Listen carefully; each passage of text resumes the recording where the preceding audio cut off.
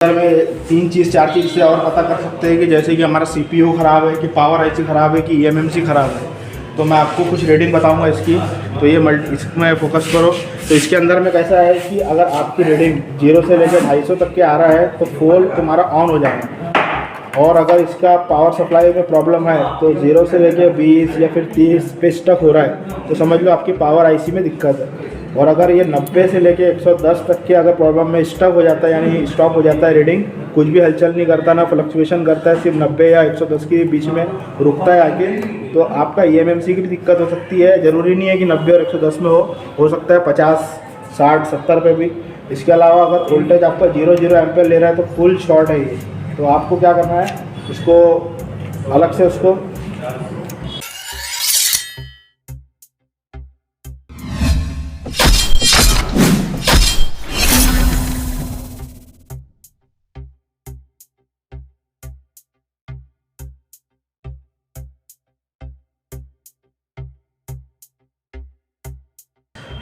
जी दोस्तों, स्वागत है आपका ईटेक इंस्टीट्यूट कानपुर में। और आज अपन बात करेंगे डीसी मशीन के बारे में और पूरा जानेंगे डीसी मशीन का यूज़ क्या है और डीसी मशीन का क्या काम है।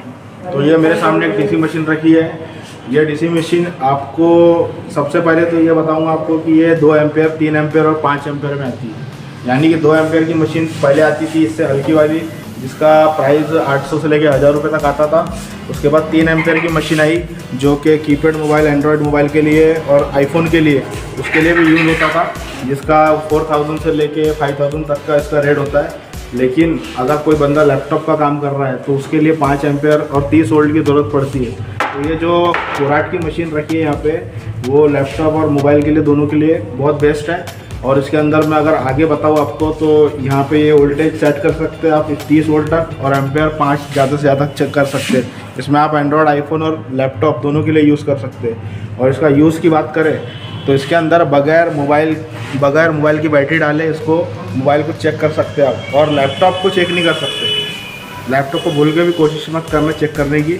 सिर्फ मोबाइल का बैटरी को हम, चाहे कीपैड का हो, एंड्रॉयड का हो या आईफोन का, बगैर बैटरी डाले इसको हम, डीसी मशीन का यूज़ ये है कि इसको हम चेक कर सकते हैं। और बहुत सारी नो डिस्प्ले का प्रॉब्लम हो या फिर कोई अलग जो भी एरर हो तो हम इसमें फाइंड कर सकते हैं बगैर बैटरी डाले। इससे और पता कर सकते हैं कि जैसे कि हमारा सीपीयू ख़राब है, कि पावर आईसी ख़राब है, कि ईएमएमसी ख़राब है। तो मैं आपको कुछ रेटिंग बताऊंगा इसकी। तो ये इसमें फोकस करो। तो इसके अंदर में कैसा है कि अगर आपकी रेटिंग 0 से लेकर 250 तक के आ रहा है तो फ़ोन तुम्हारा ऑन हो जाएगा। और अगर इसका पावर सप्लाई में प्रॉब्लम है तो 0 से लेकर 20 या फिर 30 पे स्टक हो रहा है तो समझ लो आपकी पावर आईसी में दिक्कत है। और अगर ये 90 से लेकर 110 तक के अगर प्रॉब्लम में स्टक हो जाता है, यानी स्टॉप हो जाता है, रीडिंग कुछ भी हलचल नहीं करता, ना फ्लक्चुएशन करता है, सिर्फ 90 या 110 के बीच में रुकता है आके, तो आपका ईएमएमसी की दिक्कत हो सकती है। ज़रूरी नहीं है कि 90 और 110 में हो सकता है 50, 60, 70 पे भी। इसके अलावा अगर वोल्टेज आपका 0 एम्पेयर ले रहा है तो फुल शॉर्ट है ये। तो आपको क्या करना, आपको वोल्टेज और एम्पेयर दिख रहा है तो इसको हमको सेटिंग करना पड़ता है। लेकिन ये सबसे बढ़िया बात ये मशीन की है कि यहाँ पे M1, M2, M3 और M4 दिख रहा है। ये हर मशीन में आपको ये फंक्शन नहीं दिखेगा। M1 का मतलब ये है कि अगर मैं शॉर्टिंग चेक करना चाहता हूँ तो यहाँ पे मैं वोल्टेज करंट पे गया तो यहाँ पे 4 ब्लिंक हो रहा है। तो यहाँ से मैं जैसे कि 1.5 अगर मैं सेट करना चाहता हूँ तो ये मेरा M1 पे सिलेक्ट हो गया।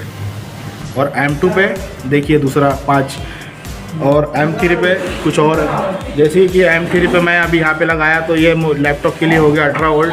और जैसे कि मैं अगर इसका एम्पेयर को अगर चेंज करना चाहता हूँ तो ये देखिए, ये एम्पेयर के लिए 2 बार यहाँ वोल्टेज करंट भी बटन पे करेंगे तो यहाँ पे देखिए,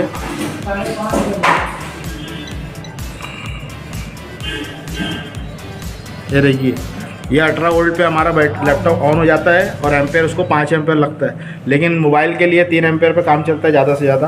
तो इस तरीके से अलग अलग हमको, मतलब अलग अलग बार बार सेट करने की ज़रूरत नहीं है। अगर शॉर्टिंग करवाना है तो शॉर्टिंग के लिए M2 कर दिए, या फिर मोबाइल के लिए करवाना है तो M1 कर दिए, लैपटॉप के लिए M3 कर दिए। इस तरीके से अलग अलग फंक्शन इसके अंदर में मिलता है। ये कोराट की सबसे बेस्ट मशीन होती है। बाकी मशीनों में ये फंक्शन आपको नहीं मिलेगा।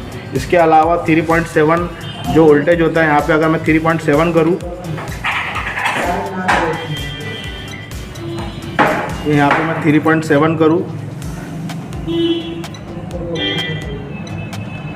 तो ये हमारा जो 3.7 है ये हमारा कीपैड मोबाइल के लिए है। और अगर 4.2 3.7 से लेके 4.2 हमारा मोबाइल के लिए होता है, चाहे एंड्रॉयड हो। और एम्पेयर हमारे को सेट करने की ज़रूरत नहीं है, एम्पेयर ऑटोमेटिक ले लेता है वो। तो इसके अलावा अगर 5 वोल्ट का चार्जर लगाएंगे आप, जैसे कि इसके अंदर में हम मोबाइल का अगर 5 वोल्ट का जो हमारा चार्जर है उसको चार्ज करना है, कोई बैटरी को चार्ज करना है तो चार्जर नहीं है आपके पास, तब भी ये मशीन से आप चार्ज कर सकते हैं, लेकिन आपको वोल्टेज 5 देना पड़ेगा। और अगर मोबाइल की चेकिंग कर रहे हैं तो 3.7 से लेकर 4.2 पर सेट करना है हमारे को। तो आगे बात करते हैं लैपटॉप की बैटरी, इसमें बूस्ट नहीं होती, लेकिन मोबाइल की बैटरी भी इससे बूस्ट कर सकते हैं, ये इसका यूज़ है। और दूसरी बात ये इसके अंदर में आपको ये 2 मोड मिलेंगे, एक प्लस वाला एक माइनस वाला। तो प्लस की जगह रेड होता है, आपको तो पता है कि रेड वाला प्लस के लिए होता है और ब्लैक वाला माइनस के लिए। और इसके अलावा जब ये मशीन लेंगे आप तो ये भी आपको मिलेगा, बट ये नहीं मिलेगा आपको। जैसे कि अगर एंड्रॉयड का मोबाइल यानी iOS हो या फिर एंड्रॉयड का, तो बूट केबल होता है, जैसे कि मल्टीमीटर के द्वारा हम ये लगा सकते हैं। मल्टीमीटर के द्वारा ये जो एक आता है इससे भी लगा सकते हैं इसके अंदर, लेकिन ये बार बार डिस्कनेक्ट वाला मामला हो जाता है। ये देखिए इस तरीके से लगा सकते हैं, लेकिन ये बार बार डिस्कनेक्ट होगा। ये कारण की वजह से यहाँ पे बहुत सारी बूट केबल मिलती है, चाहे आईफोन की हो या एंड्रॉयड की हो। तो इस तरीके से आसान हो जाता है हमारे को मोबाइल, मतलब टाइम पास नहीं होता। अगर ये लगाएंगे तो बाद में कनेक्टिविटी प्रॉपर नहीं आती है, तो इसलिए हम ये इसका यूज़ करते हैं। ये अलग से आता है, ये 1000 रुपये का भी आता है, 1200 का भी आता है, 1500 का भी आता है। तो बेस्ट होता है ये मैकेनिक का, तो आप इसको ले लीजिए। पावर बूट केबल है ये, 3.7 से 5 वोल्ट और 3 एम्पेयर पर काम करता है ये। और अगर आगे की बात करें तो इसके अंदर में हम शॉर्टिंग को भी चेक कर सकते हैं। तो शॉर्टिंग को चेक करने के लिए इसके अंदर हाफ शॉर्टिंग है या फुल शॉर्टिंग है, या फिर मोबाइल तुम्हारा आईफोन का है या फिर कीपैड का है या फिर एंड्रॉयड का है, तो सारी हाफ शॉर्टिंग फुल शॉर्टिंग ही से आप सेट कर सकते हैं। तो कैसा सेट करेंगे वो भी बताते हैं। ओके, तो जैसे कि मेरे हाथ में ये मोबाइल दिख रहा है कीपैड वाला, अगर इसकी शॉर्टिंग मेरे को निकालना है तो 1.5 पे निकाल सकता हूँ मैं। और अगर फुल शॉर्टिंग आपको निकालना है तो 1.5 पे एंड्रॉयड के लिए निकाल सकता हूँ। अगर हाफ शॉर्टिंग निकालना है तो मेरे को यहाँ पे 3 वोल्ट करना पड़ेगा, यानी 3.7 वोल्ट करना पड़ेगा। तो शॉर्टिंग को मैं इंजेक्ट भी करवा सकता हूँ, रिमूव भी कर सकता हूँ। ये मतलब डीसी मशीन से आपका शॉर्टिंग भी क्लियर हो रहा है। और इसके अलावा यहाँ पे आपको ऑप्शन दिख रहे हैं OVP, OCP, over voltage current protection, over voltage protection, ये दोनों। तो ये M1 M2 का मैंने मोड आपको बता दिया। अगर मैं यहाँ पे OVP सिलेक्ट करता हूँ तो मेरी मशीन के अंदर अगर बजर लगा है तो टीप करके आवाज़ करेगी। और इसके अलावा ये आपको ये ओवर करंट प्रोटेक्शन से बचाएंगे। अगर आपके मोबाइल में शॉर्टिंग है तो ये फ्लक्चुएशन हो जाएगा। इसके अलावा लैपटॉप के अंदर में भी 1 वोल्ट यहाँ पे हम सेट कर सकते हैं। 1 वोल्ट सेट करने के बाद हम इसमें 3 वोल्ट और 5 वोल्ट की शॉर्टिंग भी निकाल सकते हैं। और ये पता चल जाएगा आपको कि शॉर्टिंग है या नहीं, तो ये मशीन से आप शॉर्टिंग का भी पता कर सकते हैं। इसके अलावा मोबाइल फ़ोन अगर डेथ आ रहा है आपके पास तो सॉफ्टवेयर में प्रॉब्लम है या हार्डवेयर में, तो डीसी मशीन कैसे यूज़ करेंगे वो तो मैंने आपको बता दिया, लेकिन कैसे पता करेंगे कि सॉफ्टवेयर प्रॉब्लम है या हार्डवेयर में। तो कभी भी आपका जैसे कि मान के चलो एम्पेयर रीडिंग, अगर नो डिस्प्ले आ रहा है, लैपटॉप की बात कर रहा हूँ मैं, अगर नो डिस्प्ले आ रहा है और रैम वगैरह चेक कर सकते हैं, इससे अपन 3 और 5 वोल्ट बन रहा है कि नहीं बन रहा है इससे चेक कर सकते हैं। और अगर सॉफ्टवेयर की दिक्कत है इसके अंदर में तो कोई भी मोबाइल के अंदर में अगर सॉफ्टवेयर की दिक्कत है तो इसके अंदर में रीडिंग 1 से लेके 80 या 100 कोई भी रीडिंग लेकर अगर स्टक हो रहा है तो सबसे पहले हमारे को कुछ नहीं करना है, सबसे पहले सॉफ्टवेयर करके देखना है। अगर उसका फर्मवेयर करप्ट हो गया तब भी ये रीडिंग स्टक होती है। उसके बाद भी अगर नहीं हुआ तो हम शायद इसके अंदर 90% EMMC मैंने देखा हो, EMMC की दिक्कत होती है। अगर उसमें भी दिक्कत भी हुई तो हमको CPU और EMMC दोनों को रिवॉल्व करके देखना है। और उसके बाद भी नहीं हुआ तो पावर IC लास्ट से लास्ट, लेकिन पावर IC को चेक करने से पहले उसके आसपास के पूरे कंपोनेंट को हमको चेक कर लेना चाहिए, उसकी बक कॉइल वगैरह में वोल्टेज मिल रहा है या नहीं मिल रहा है। और इसके अलावा ज़्यादातर तो मोस्ट ऑफ द केस कोई भी रीडिंग स्टक होती है तो EMMC की दिक्कत ज़्यादा होती है, यानी हमको सॉफ्टवेयर करके देखना पड़ता है। अगर सॉफ्टवेयर से हो गया तो ओके, नहीं तो फिर हमको EMMC को रिवॉल्व और प्रोग्राम करना पड़ेगा। ठीक है।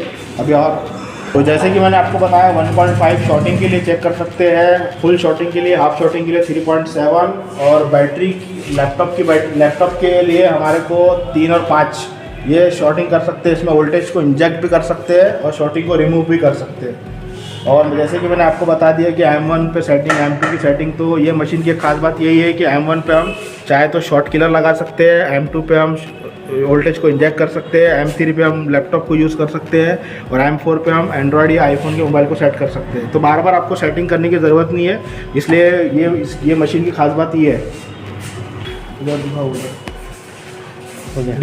डीसी मशीन पे कनेक्ट करते हैं अगर वोल्टेज एम्पियर 0 हो जाए तो फुल शॉर्टिंग है।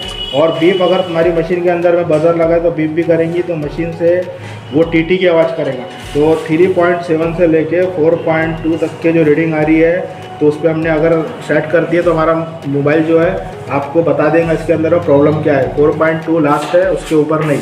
और 3.8 3.9 से लेके 4.2 तक के इसको सेट कर सकते हैं। अगर ऑन करने पर एम्पियर रीडिंग चले तो हाफ शॉर्टिंग वगैरह का पता लगा सकते हैं। एम्पियर के ऊपर पूरा डिपेंड है। तो फुल शॉर्टिंग के लिए 1.5 पे सेट करना है और देखना है कि हीटिंग का कंपोनेंट वगैरह या फिर आईसी कुछ हीट कर रही है या नहीं कर रही है। इसके अलावा जैसे कि वोल्टेज अगर आपका 0 एम्पियर है, जैसे मैंने आपको बताया कि फुल शॉर्ट है और वो उठता ही नहीं है, तो जानी समझ के चलो बगैर बटन दबाए अगर आपका 10 50 80 ऐसी रीडिंग जा रही है, इसका मतलब कि मोबाइल हाफ शॉर्ट है। और इसके अलावा अगर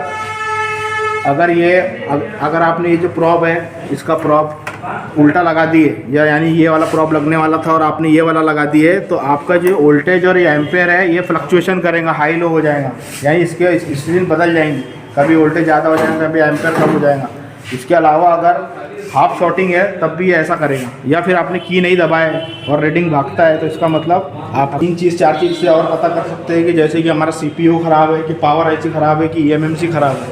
तो मैं आपको कुछ रीडिंग बताऊंगा इसकी, तो ये इसमें फोकस करो। तो इसके अंदर में कैसा है कि अगर आपकी रीडिंग 0 से लेकर 250 तक के आ रहा है तो फोन तुम्हारा ऑन हो जाएगा। और अगर इसका पावर सप्लाई में प्रॉब्लम है तो 0 से लेकर 20 या फिर 30 पे स्टक हो रहा है तो समझ लो आपकी पावर आईसी में दिक्कत है। और अगर ये 90 से लेकर 110 तक के अगर प्रॉब्लम में स्टक हो जाता है, यानी स्टॉप हो जाता है, रीडिंग कुछ भी हलचल नहीं करता, ना फ्लक्चुएशन करता है, सिर्फ 90 या 110 के बीच में रुकता है आके, तो आपका eMMC की भी दिक्कत हो सकती है। ज़रूरी नहीं है कि 90 और 110 में हो सकता है 50 60 70 पे भी। इसके अलावा अगर वोल्टेज आपका 0 एम्पियर ले रहा है तो फुल शॉर्ट है ये, तो आपको क्या करना है इसको अलग। इसके अलावा अभी और भी इसके ऊपर एडवांस पार्ट आने वाले हैं, जैसे पावर आईसी के ऊपर नेक्स्ट लेवल वाला। ये तो बताना ज़रूरी था कि इसका एम्पेयर कितना है और लैपटॉप और मोबाइल के अंदर और आईफोन के अंदर में ये डीसी मशीन का क्या यूज़ है। आप इससे शॉर्टिंग कैसे पता कर सकते हैं, निकाल कैसे सकते हैं, शॉर्टिंग के अंदर वोल्टेज कैसे इंजेक्ट कर सकते हैं। इसके अलावा इसका वोल्टेज का क्या और एम्पेयर का क्या रीडिंग होता है। इसके अलावा ये M1 M2 को क्या मतलब की क्यों दिया हुआ है, प्लस माइनस से क्या होता है, ये सब 4 चीज़ें मैंने क्लियर किया हूँ। सॉफ्टवेयर हार्डवेयर में क्या दिक्कत है, सॉफ्टवेयर कैसा पता करेंगे डीसी मशीन से कि सॉफ्टवेयर में दिक्कत है, वो चीज़ें मैंने क्लियर किया। और इसके अलावा और भी पार्ट आने वाले हैं, तो चैनल से जुड़े रहिए आप। धन्यवाद।